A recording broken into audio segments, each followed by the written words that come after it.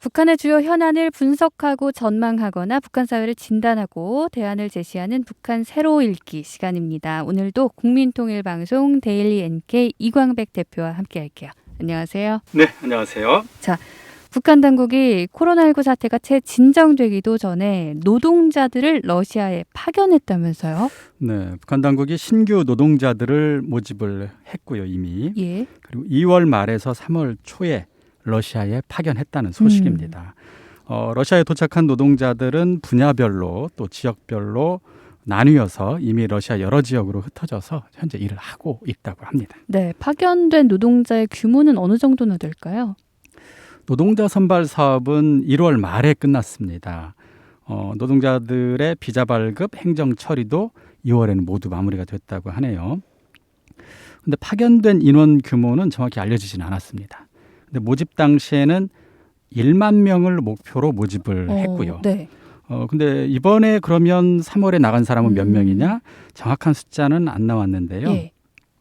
1만 명이 한꺼번에 나가는 게 아닌 것 같습니다. 이번에 나간 사람들 가운데는 가장 많은 게 임업 분야, 예. 벌목공이죠, 벌목공. 대략 한 1,800명 정도가 이번에 나갔다고 합니다. 앞으로도 한 1,800명 정도가 추가로 더 네. 나올 것으로 보이고요. 그러니까 한 그다음- 30% 정도네요. 임업 분야의 네, 노동자들. 그런 것 같아요. 그리고 건설, 목축, 기타 분야에 이거보다는 조금 적은 인원이 앞으로 몇 차례 추가로 나뉘어서 파견될 것으로 보입니다. 네. 그리고 해외 파견 지원자의 출신 지역을 좀 보면요. 평양시 지원자가 가장 많았습니다. 그리고 그 뒤를 평안도, 황해도, 함경도 출신 지원자가 뒤를 이었고요. 네. 특이한 것은 군수공업지대가 많은 자강도에서는 처음부터 아예 러시아 파견 노동자를 모집하지 않았다고 하네요. 그 노동자 여력이 없어서 그런 거겠죠? 그거보다는 네. 군수공업지대이기 때문에 아마 국가적 보안 비밀 같은 보안 거. 때문에 그쪽에서는 아예 모집조차 네. 안 한 것으로 판단이 됩니다. 그렇군요. 자, 코로나19 사태가 진행 중인 상황이잖아요. 그 상황에서 러시아에 노동자를 파견한 건데 좀 위험할 것 같은데 의도가 뭘까요? 그러게요. 저희들도 코로나 예. 사태가 아직 진정이 안 됐잖아요. 좀 급하게 파견된 감이 있는데 네. 얘기를 좀 저희들이 취재를 해보니까 1월 8차 당대회 이후에 북한 지도부 내에서 이런 토론을 했답니다. 결국 문제는 외화벌이인데 이거 어떻게 할 거냐. 네. 근데 이제 그 외화벌이의 해결책 가운데 하나로 노동자 파견 문제가 아마 얘기가 나왔다고 하고요. 예. 러시아 노동자 그럼 파견하자 이렇게 방침이 결정되고 나서 1월 달부터 모집 사업이 전국에 거의 지시됐다고 이렇게 취재 결과 나타났습니다. 그렇군요. 결국에는 북한 당국이 외화가 좀 급하다 보니까 노동자를 파견했다는 건데 러시아 정부가 사실 국제사회에 대북 제재 조항이 있는데도 불구하고 북한 노동자들을 받아들인 거잖아요. 그럼 또 그 이유는 뭘까요? 일단 글쎄요. 이건 이제 저희들이 취재를 네. 러시아 당국 취재는 못했습니다. 그냥 북한 내부에 있는 주민들 예. 그리고 이제 기존에는 해외에서 일하고 있는 북한 노동자들을 대상으로 하는 인터뷰 결과 이런 것을 지금 예. 종합한 건데요. 이런 얘기가 많이 떠돌아요. 다른 나라 노동자를 10명 쓰느니 북한 노동자 1명을 쓰는 것이 더 낫다. 예. 이런 식의 얘기를 러시아 현장 관리자들이 가끔 한다는 겁니다. 실제로 우즈베키스탄이라든가 카자흐스탄 또는 중국에서도 이제 러시아로 일하러 오는 노동자들이 참 많은데 대부분 개별적으로 일하러 옵니다. 그러다 보니까 출퇴근하고 이렇게 해요. 예. 그리고 날씨가 추워지거나 또는 코로나 이런 걸로 병이 걸리면 이제 인력이 철수하는 경우도 있고 그래서 여전히 러시아 같은 경우는 건설 인력이 크게 부족하다고 합니다. 아, 그렇군요. 근데 북한 노동자 같은 경우는 보통 오면 한꺼번에 다 옵니다. 그리고 아파트 건설 현장 같은 경우는 아예 거기에 합숙소가 마련되어 있고 네. 아침 6시부터 밤 10시까지 고된 노동을 할 준비가 돼 있는 거죠. 그러니까 이제 노동 효율이 훨씬 높기 때문에 아무래도 북한 노동자를 선호하는 것이 아니냐. 이게 이제 북한 내부 소식통이라든가 아니면 북한 노동자들의 증언입니다. 그렇군요. 러시아 입장에서는 이렇게 집중해서 계속 일만 할 수 있는 북한 노동자가 또 더 낫다 이런 판단을 내릴 수도 있겠네요. 아마 그런 것도 있는 것 같아요. 네. 자, 그런데 국제사회는 사실 계속해서 지금 핵개발 막기 위해서 대북 제재를 하고 있고요. 제재 내용 가운데 하나가 노동자들의 해외 파견을 금지하는 건데 분명 국제사회의 감시를 피했을 텐데 어떻게 피할 수 있을까요? 네, 이번에는 네. 약간의 꼼수를 쓴 것 같습니다. 전자여권을 이번 노동자들에게 일부 노동자들에게 줬다 그래요. 예. 그래서 이 전자여권은 당연히 입출입 기록이 자동으로 이제 체크가 되고 네. 국제사회에 제출할 때는 이 전자여권으로 입출입한 사람들만 일단 제출했대요. 예. 소수만 주고.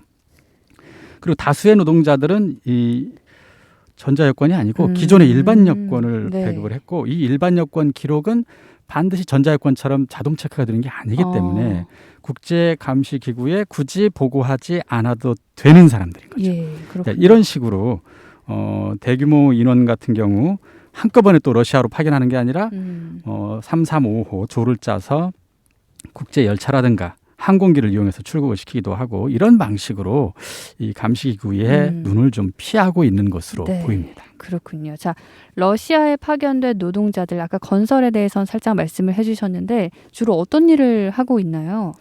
크게 세 가지 분야라고 하네요. 아까 얘기했던 것처럼 임업 분야라고 표현하는 것 예. 이게 이제 벌목공이고요. 그다음에 건설, 예. 그다음에 이제 나머지 기타 잡부라고 하는데 농업이나 목축업의 인부들도 이제 여기에 다 포함된다고 합니다. 예. 근데 이제 대체로 북한 주민의 의견들을 보니까 건설 업무는 힘이 좀 많이 들고 수입도 적은 편이래요. 네. 그래서 지원자가 조금 상대적으로 적고 그래서 이제 아무래도 벌목공이라든가 기타 잡무가 조금 더 많은 편인데 원하는 업무를 배당받기 위해서는 이 해외 파견 노동자 이 지원자들이 네. 뇌물도 많이 바쳐야 된다고 합니다. 그렇군요. 네. 자, 근데 얼마 전에 러시아에 파견됐던 건설 노동자 몇 명이요. 현장을 탈출해서 한국에 입국한 사례가 있었다고요? 네, 몇 달 전에 러시아를 비롯해서 몇 개 도시, 지금 보니까 3개 도시에 있는 러시아 건설 현장에서 2명, 5명, 4명 이렇게 조금씩 해서 총 11명이 탈출을 해서 몸을 숨기고 있다가 네. 러시아 난민 수용소에 들어갔었다고 합니다. 그래서 거기서 이제 한국행 의사를 여러 차례 밝혔고 한국 정부에서는 그럼 인도적 차원에서 받아들이겠다. 이렇게 합의가 돼가지고요. 네. 지금 11명이 한국에 현재 들어와 있는 상태입니다. 자, 러시아에 파견이 됐다가 한국행을 한 건데 탈출을 결심한 이유가 있을 것 같아요. 크게 두 가지로 증언도 하고 있고 또 예. 여러 전문가들이 분석도 하고 있는데요. 첫 번째는 일단 해외에 나오면 그동안 자기가 알고 있던 세상, 자기가 알고 있던 북한의 모습 예. 이것이 사실과 너무 다르다는 것을 깨닫게 된다고 합니다. 예. 예를 들어서 이 해외 노동자들이 한 얘기를 한번 몇 개로 옮겨볼게요. 심지어 해외에 나오면 국가에 대한 배신감이 제일 먼저 든다. 이런 표현을 썼어요. 네.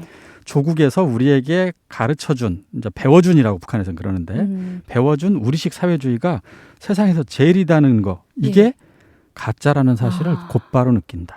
이런 표현을 했고요. 네. 또 다른 나라에 와보니까 24시간 전기불 들어오고 밝은 세상에 살고 그다음에 기차를 타고 갈 때 벌거벗은 조선의 산과 달리 네. 나무 자원이 빽빽한 경치나 자원을 보면서 탐복하기도 했다. 이런 얘기도 했어요. 그러니까 가장 많은 사람들이 탈출하는 이유는 뭐 여러 가지겠습니다만 첫 번째 이유는 자기가 그동안 속아서 살아왔구나. 이런 생각을 해외에 나오면 하게 된다고 합니다. 그리고 두 번째, 어쨌든 여기 나온 건 돈 벌러 나온다는 거예요. 근데 문제는 해외에 나가면 어떻게든지 돈벌이 수단이 마련해서 돈 벌겠다 해가지고 뇌물까지 주고 나왔는데 너무 과중한 당자금, 충성자금, 국가에서 떼는 돈이 너무 많다는 겁니다.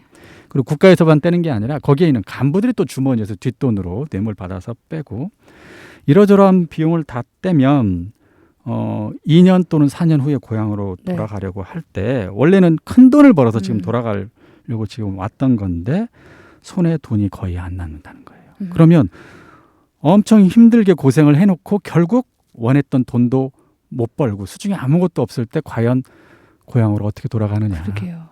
이런 절망감에 빠져 있는 분들이 꽤 많다고 합니다. 그래서 그들 가운데는 실제로 돌아가는 시기가 되는 2년 또는 4년쯤 되면 이런 식으로 탈출하는 경우가 간간이 있다고 합니다. 한국 같으면 보통 해외 나가면 한국이 제일 좋다 이런 말들 많이 하는데 아쉽네요.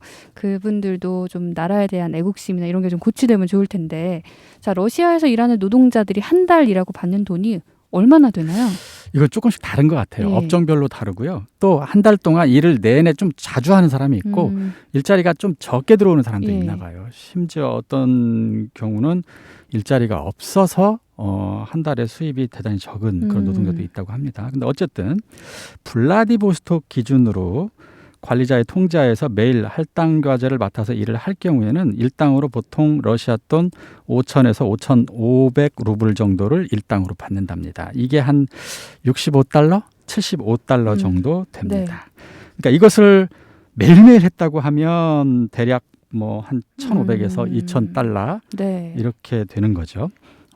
근데 어쨌든 이거보다 조금 더 많이 하는 사람은 좀 더 받는 거고요. 네. 일자리가 이보다 적은 사람은 뭐 1,000달러, 1,500달러 이렇게 받을 수도 있겠죠. 자, 그 돈 자체가 그렇게 많다고는 할 수 없을 것 같은데 이 중에서도 국가에 상납을 해야 된다고 하셨잖아요. 네. 그 돈은 얼마나 되나요? 이것도 이제 연해주 지역 노동자들을 중심으로 예. 상납금을 보니까 계절별로 여기서는 조금 잘 나눠놨네요. 겨울 같은 경우 이때는 3만 루블, 미화로 한 600달러 정도 된다고 합니다. 이때는 일감이 적다는 걸 알 수가 있어요. 3월, 4월 이때는 한 조금 올라갑니다. 3만 5천 루블, 미화로 700달러. 그리고 공사가 많은 5월에서 11월까지는 한 4만 루블, 미화로 400달러 정도를 이때 이제 상납금으로 내게 되는데 사실 이게 도대체 어느 정도나 되나 봤더니 대략 거의 절반 정도라고 합니다. 그러네요. 예, 임금의 거의 절반 정도를 예. 국가에 바쳐야 되는 거고요. 그리고 기타 여러 가지 간부들에게 내야 하는 부정축제 비용 같은 경우도 사실은 다 어디서 나겠어요. 노동자들이 일해서 그러게요. 뇌물 받아가지고 그 부정축제 네. 하잖아요. 참고로 간부들 같은 경우 기업소 책임자라든가 이런 사람들 같은 경우는 내가 한 3년 일한다? 그럼 내가 한 100만 달러는 3년 정도 일해서 벌 거야. 이렇게 얘기하는 간부들이 네. 많다고 합니다. 이게 그래요? 다 해외 파견 노동자들이 감당해야 되는 거고요. 또 하나 여기 올 때 아까 뇌물 낸다고 그랬었잖아요. 그러니까요. 그 뇌물 내는 것도 다 여기서 사실은 벌어서 갚아야 되는 것이죠. 그러니까 자기가 벌어가지고 국가에 내야 되고요. 그다음에 네. 간부들 뇌물 내야 되고요. 또 올 때 바쳤던 뇌물도 갚아야 돼요. 올 때 바쳤던 뇌물은 얼마 정도인가요? 예, 그건 이제 조금 이따 제가 한번 설명을 네네네. 드릴게요. 그 지금 보니까 예. 평양의 경우에는 한 이번에 700달러 정도 했고, 그다음에 신우주 같은 경우는 한 막 2,000달러, 막 그다음 3,500달러, 4,000달러까지 내기도 했었어요. 신우주가 물가가 좀 더 비싸다고 예. 하는데, 그래서 이건 저 천차만별이지만 어쨌든 작게는 500달러부터 많게는 4,000달러까지 내고 지금 여기 온 거거든요. 그러니까 이 돈도 다 갚아야 된다 이런 건데 이렇게 저렇게 다 제하고 나면 하루 12시간에서 16시간 일을 해도 개인이 자신의 손으로 가져갈 수 있는 돈은 자신이 일한 것의 대략 20%, 많으면 30%, 적은 경우는 10%인 경우도 있다고 합니다. 참, 그러니까 그래요. 이거 가지고 도대체 뭘 하느냐는 것이죠. 그러게 말입니다. 그리고 그 가운데 만약에 사고가 났다거나 무슨 문제가 생기면 그 돈은 다 날아갑니다. 네, 이런 경우, 그리고 아까 얘기했던 것처럼 아까